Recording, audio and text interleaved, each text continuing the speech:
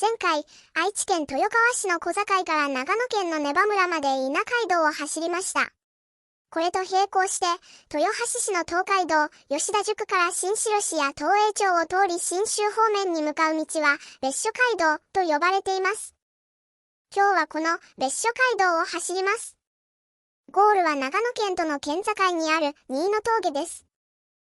おはようございます。私は今、豊橋市の豊川にある牛川の渡しに乗船しています。一説には平安時代からあると言われる渡し船で、現在は豊橋市が運営しています。今でも通勤通学の足として利用されており、運賃は無料です。上に張られているワイヤーロープ上を滑車が移動する仕組みですが、船首のコントロールは船頭さんの竿頼りです。愛知県にはここ以外にも一宮市に中野の渡しがありますが、人力なのはここのみです。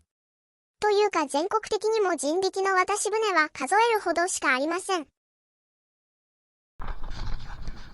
ありがとうございました。なかなか貴重な体験ができました。実は私は、この渡し船の存在を最近まで知りませんでした。初めて知った時には、今でもこんな風流な移動手段が現役なのには驚かされました。2023年には台風によって船が損傷し、一時的に休航となりましたが、今年3月には新しい船体で運航が再開されました。全国的にも渡し船という交通手段は衰退の一途なので、頑張って続けてもらいたいです。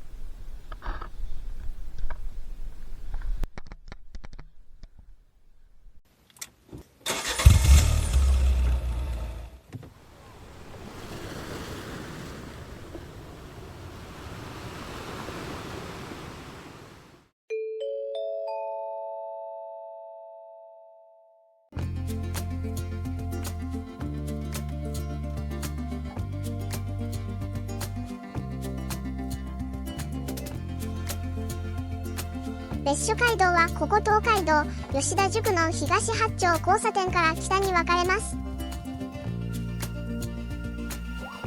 左には以前田原街道を行くで立ち寄った吉田城のある豊橋公園があります。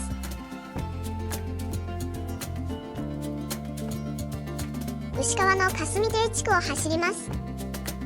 霞堤とは堤防に意図的に切れ目を作り、水をそこから逃がすことによって下流域の水害を防ぐ治水手段です。一説には武田信玄が考案したと言われています。正面に見えるとんがった山は豊橋市のシンボル、石巻山です。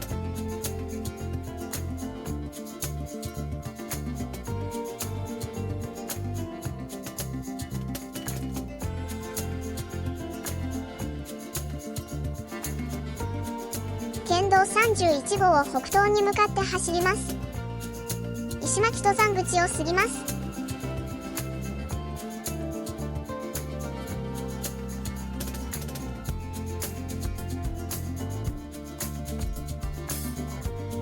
旧玉川村を通り抜けます。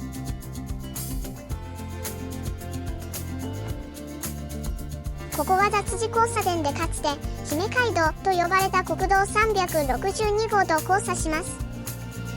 ここからは県道81号となります。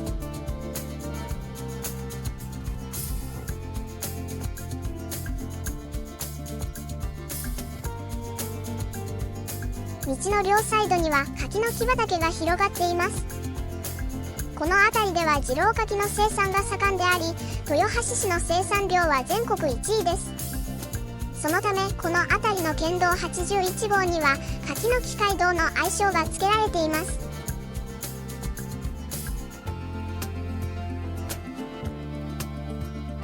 旧平野村から旧萩平村を通ります。この辺りは後に柳郡西郷村となり石巻村となります。正面に見えてきた山は吉祥山です。古代から信仰の対象となっていた山で、周辺には古墳が点在します。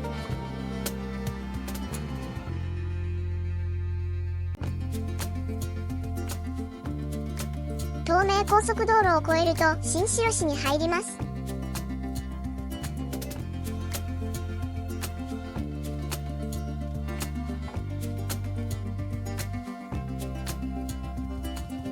少し県道を外れます。左には追分地蔵があります。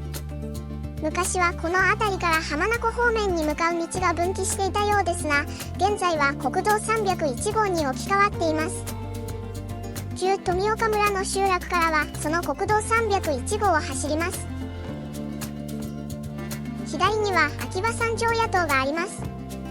かつて別所街道は秋葉山詣にも使われたため、道沿いには頻繁に常夜灯が見られます。国道301号で少し西に戻り、豊川沿いに向かいます。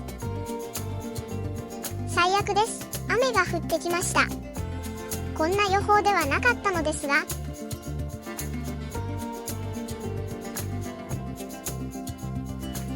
ここから再び北東に進路を取ります。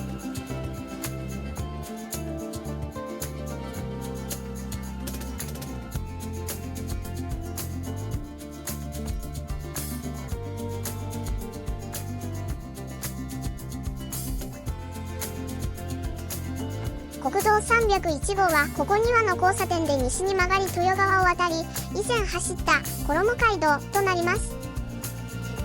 右に見えてきた山は腕こき山です。腕こきとは腕が立つ的な意味ですが、腕こきで検索したらとんでもない画像が大量にヒットしました。桜淵公園あたりからだんだんと山が深くなっていきます。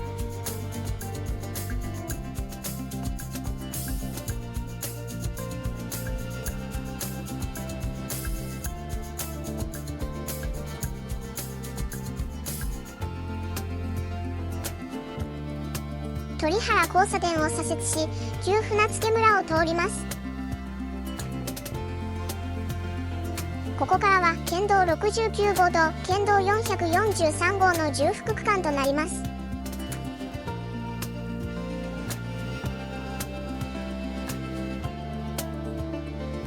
山と豊川の間の道を走ります。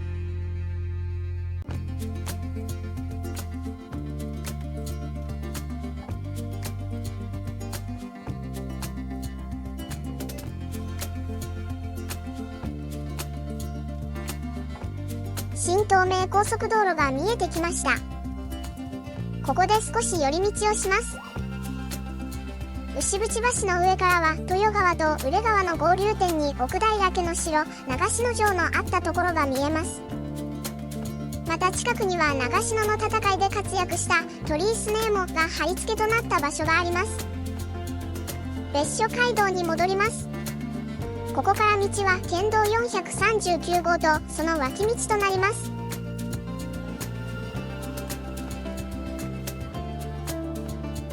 左に流れる川は豊川から宇連川となり、対岸には JR 飯田線が並走しています。旧則本村を走ります。右には国の登録文化財である大正7年に作られた旧柘橋があります。この辺りは現在走っている宇連川の左岸より右岸の方に民家が多くあります。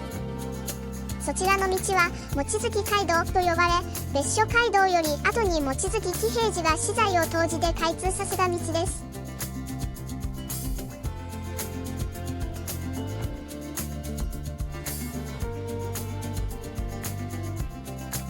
別所街道の宿場町として栄えた大野の集落に入っていきます。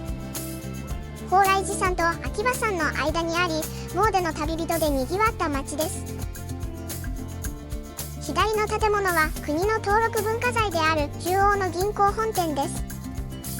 現在はカフェとなっています。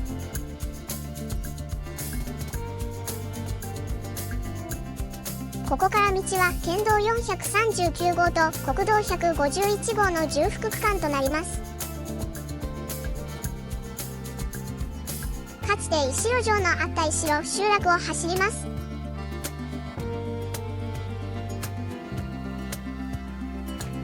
本来の別所街道はこのまま直進ですが、あまり変わり映えのしない道なので対岸の望月街道に渡ります。湯屋温泉に立ち寄ります。湯屋温泉の宝駅線には足湯や温泉スタンドがあります。公園の紅葉が綺麗です。湯谷温泉は愛知県で唯一日本百名湯に選出されています。蓬莱寺の開祖である李州仙人が1300年ほど前に開湯したと言われており、この湯に浸かり309歳まで生きたと伝わっています。宇連川を渡り別所街道に戻ります。左に見えるのは湯谷富士と呼ばれる山です。ここから道は国道151号単独区間となります。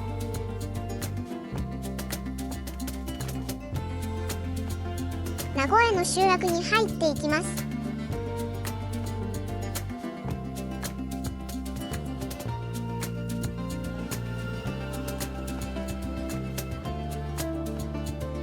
左には石仏群があります。国道151号に戻ります。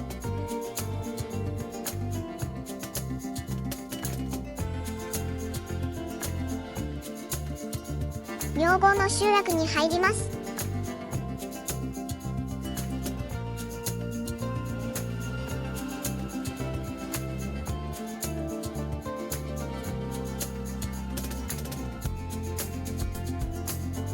宇連川を渡り河合の集落に入ります。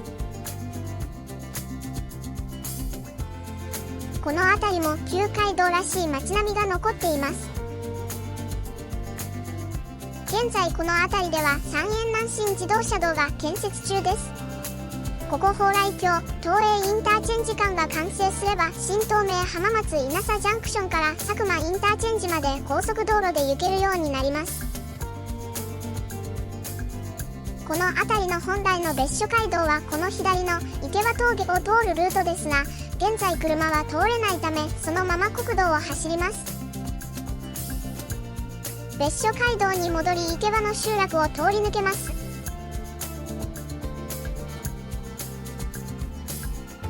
ここから北設楽郡東栄町に入ります。町の 90% 以上は山林です。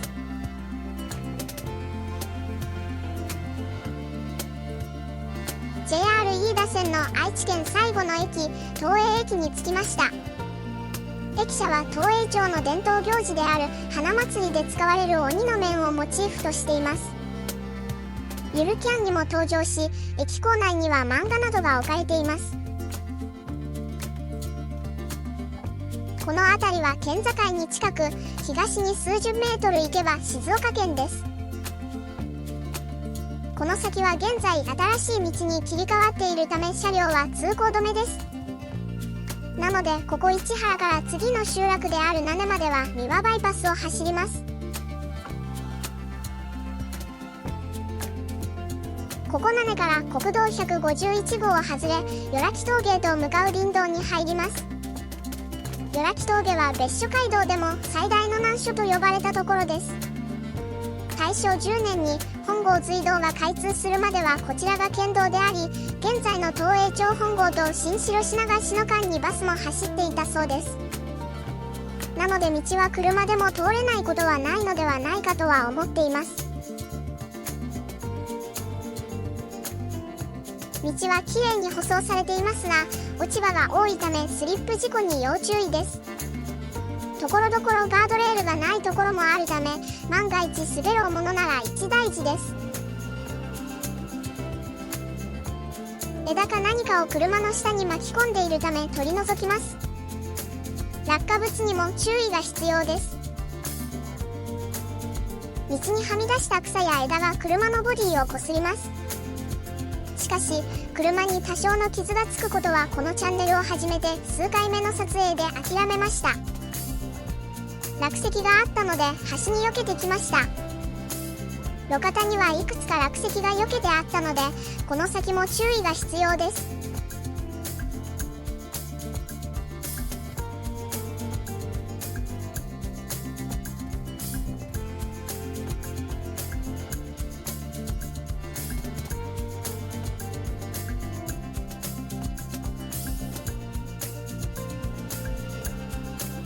この辺りが峠の頂上です。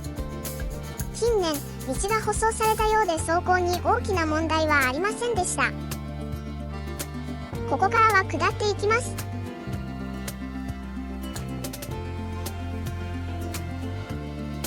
こちらの峠の北側の道には一切ガードレールがありませんが、すぐ横は崖です。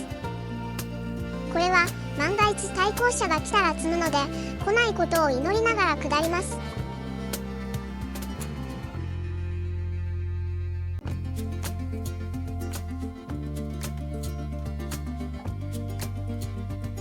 なんとか峠を越えることができました。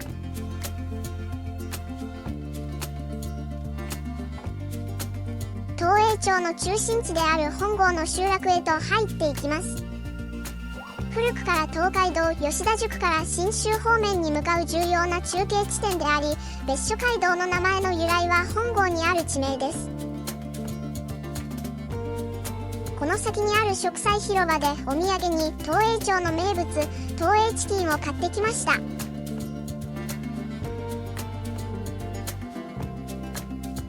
さて、ここ本郷から新野峠まで現代の地図では国道151号が別所街道となっています。しかしそれ以前は県道74号が別所街道であったため、今回は古い方の県道74号を走ります。足込川沿いに山道を登っていきます。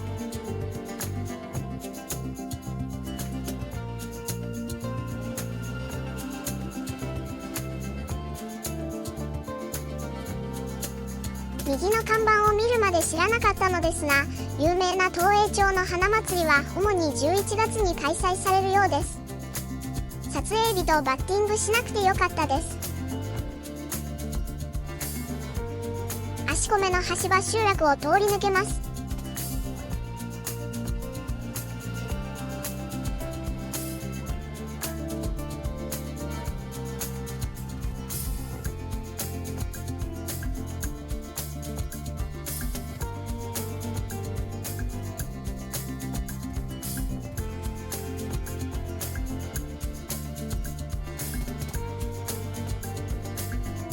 坪沢の集落を通り過ぎます。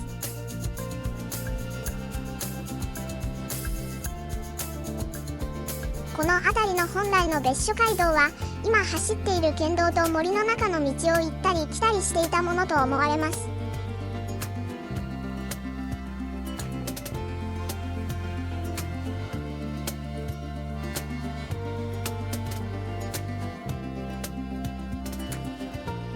この辺りでは比較的大きな集落である御園に入っていきます。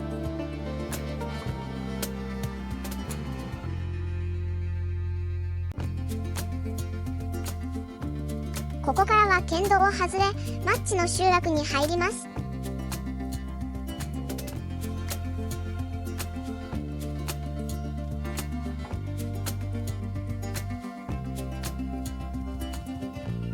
ここで一旦車を止めます。ここマッチから豊根村の集落までは、望月峠と呼ばれる峠道が本来の別所街道です。なのでここからは車を降りて歩くことにします。雪のようなものがぱらついています。平地に住んでいる私にとっては今シーズンの初雪です。紅葉シーズンの渋滞を避けるため待っていたら寒くなりすぎたようです。これぞ旧街道というような道を登っていきます。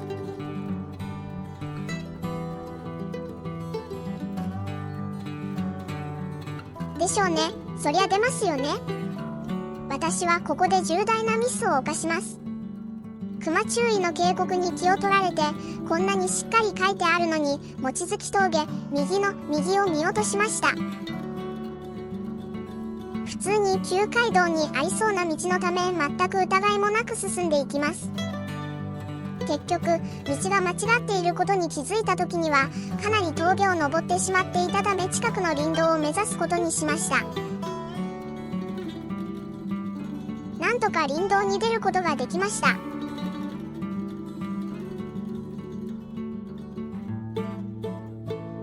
落ち葉が綺麗です。まだ木に葉が残っているため落葉して間もないようです。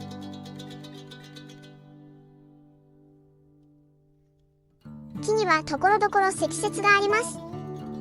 平地では最近は暖かい日が多かったため、ここまでこの地域が寒くなっているとは想定外でした。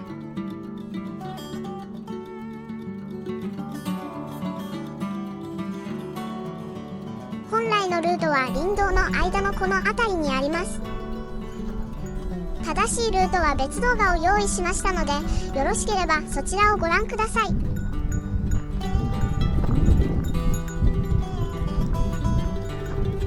ここが望月峠の頂上で、ここから北設楽郡豊根村に入ります。望月峠の名前は武田軍の武将である望月右近太夫義勝に由来します。義勝は長篠の合戦で武田軍が織田徳川連合軍に敗れた後、先ほど通った美園の集落まで落ち延びました。しかし助けを求めた先の村人の襲撃に遭い自尽しました。その後、村には赤痢が流行したため義勝のたたりだと恐れた村人は、義勝の生前の希望通り故郷の信州の風が吹く、この峠に祀ったということです。林道望月峠線をひたすら下っていきます。路面にはわちがあるため、県道74号から峠までは車でも来れるのでしょう。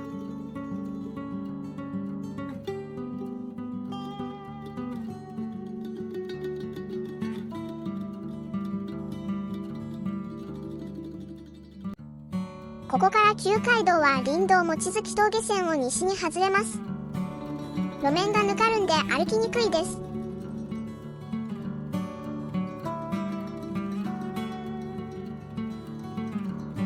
またルートを外れないようにスマホの GPS を確認しながら進んでいます。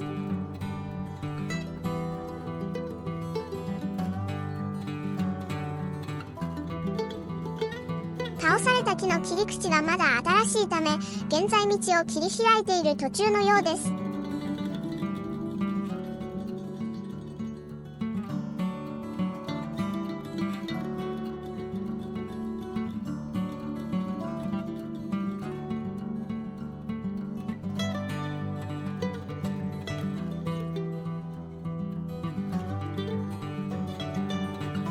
ここからはまだ切り開かれていない本来の旧街道のようです。この先も道の整備は進むことが予想されるため、旧街道の原風景が見られるのは今のうちかもしれません。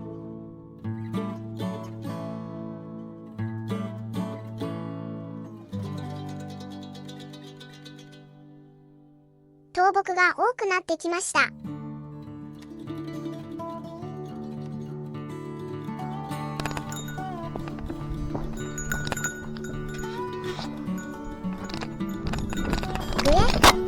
道が崩落している箇所を避けようとして転倒してしまいました。今回は下水傷で済みましたが、崖を転げ落ちたら大怪我です。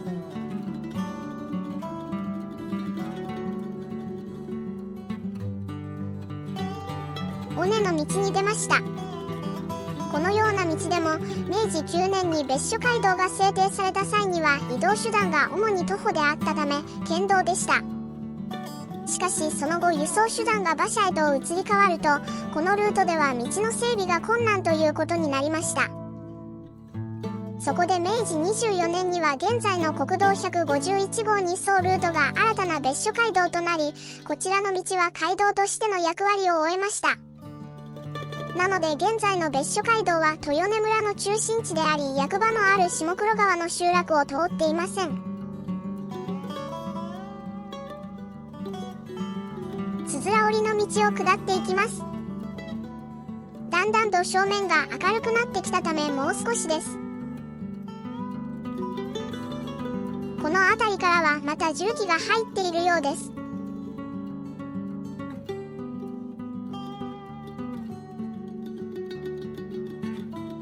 かなり道が開けてきました。あとはまっすぐ下っていくのみです。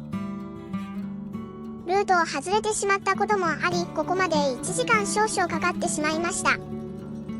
この後当然車まで戻る必要があるのですが、今来た道を登る気力はないので、県道74号で戻るつもりです。しかしいくら舗装されている道とはいえ、かなり厳しい上り坂を4キロ近く歩かなければならないため、気は重いです。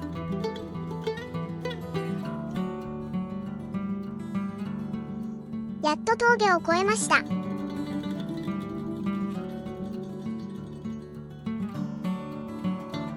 その後のことを先に言ってしまうと、車に戻るまでさらに1時間以上かかりました。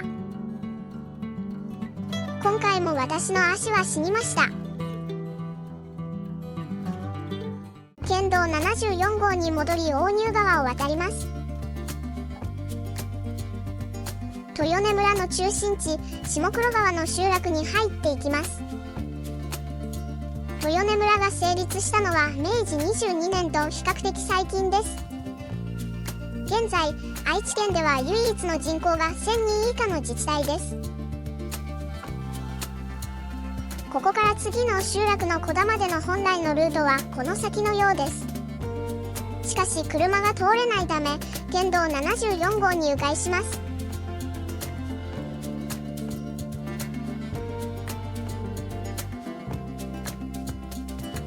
集落を抜けて小田峠へと登っていきます。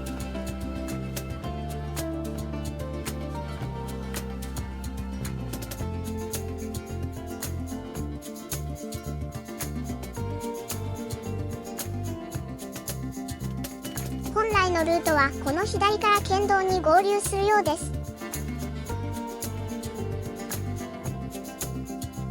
この辺りが小田峠の頂上です。小田の集落を小田川沿いに北上します。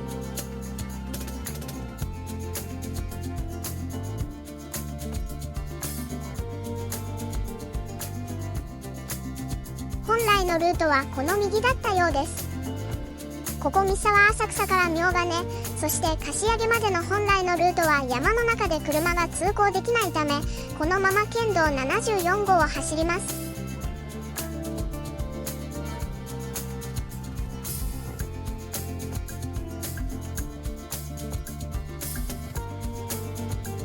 明金の集落を通り抜けます。現在、標高800メートルほどです。県道74号は谷間の集落をつなぎます。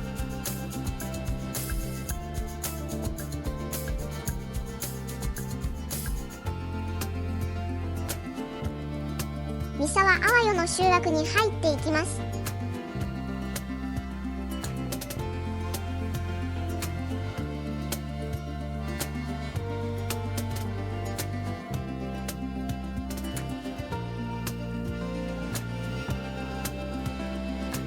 ところどころ標高の高いところは雪が残っています。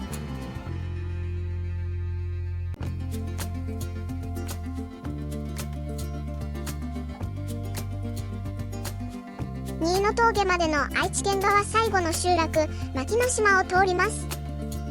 ここから峠まで標高差200メートルくらいを駆け上がります。今回もガソリンの減り方がえぐいです。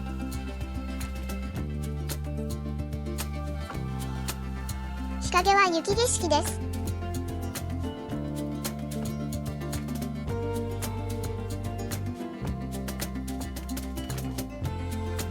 県道74号から林道豊富線に入ります。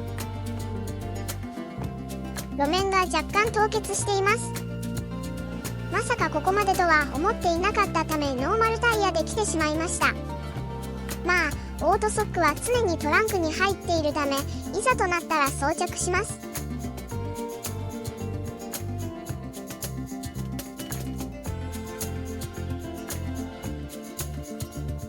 標高1080メートル、本日のゴールである新野峠に着きました。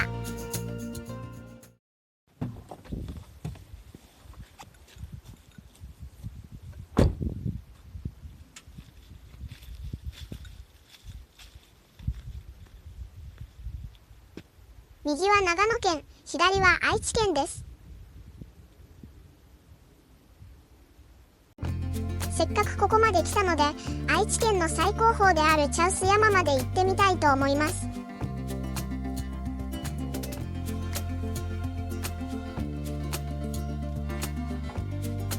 まさかの大雪です。数日前にライブカメラで確認した際は雪などなかったのですが、さすがにノーマルタイヤでは危険なのでオートソックを装着しました。茶臼山高原の第4駐車場は夜間も開放されているようなので、そちらに車を止めます。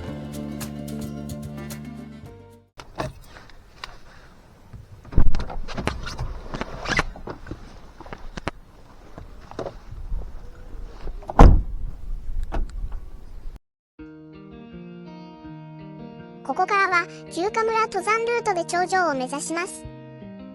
現在時刻は午後3時半、本日の日没が4時45分頃なので、遅くともそれまでには下山しなければなりません。寒いことは予想していたため、防寒着を着込み足元は滑りにくい登山靴を履いています。しかし、まさかここまで積雪があるとは想定外のため、途中無理そうなら引き返します。雪上にあった先行車の足跡がなくなりました。風景は綺麗ですが、それを楽しむ余裕は私に残っていないため、写真も撮らずに進んでいきます。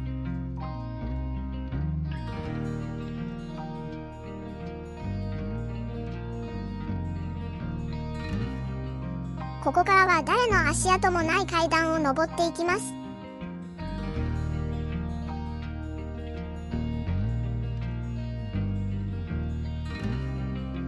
雪で埋もれているため、どこが道なのか分かりづらいです。ルートを外れたらそれこそ命に関わるので、慎重に進んでいきます。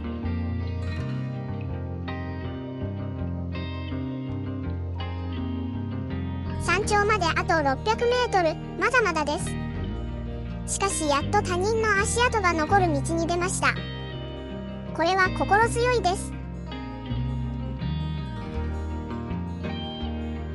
この辺りからはささやきの小道と呼ばれる道だと思われます。もちろん事前にルートを予習してから登ってはいますが、こうも雪が積もってしまうとそれもあまり役に立ちません。山頂まであと450メートル。ここからまた足跡がなくなります。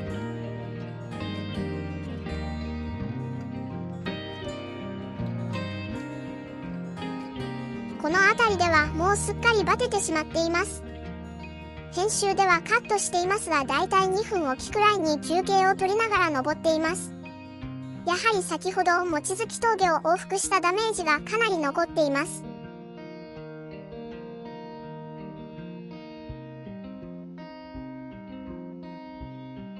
階段が辛いです。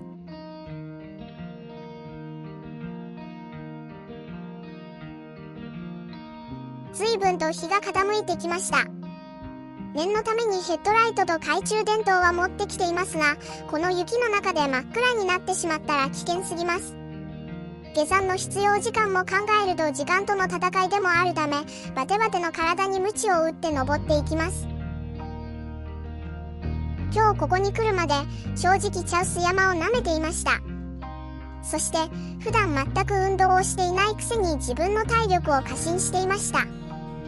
茶臼山って小学生がピクニックで登る山でしょくらいに思っていましたが、とんだ思い違いでした。階段を登りきり、最後の直線100メートルです。長かった道のりもやっとゴールが見えてきました。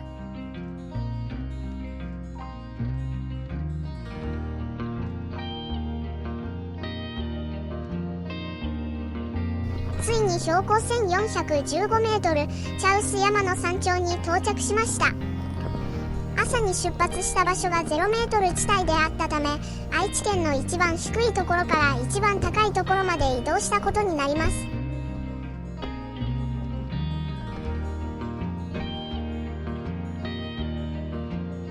ガスが出ていてほぼ何も見えません。登頂の余韻に浸る間もなく、暗くなる前に急いで下山します。ご視聴ありがとうございました。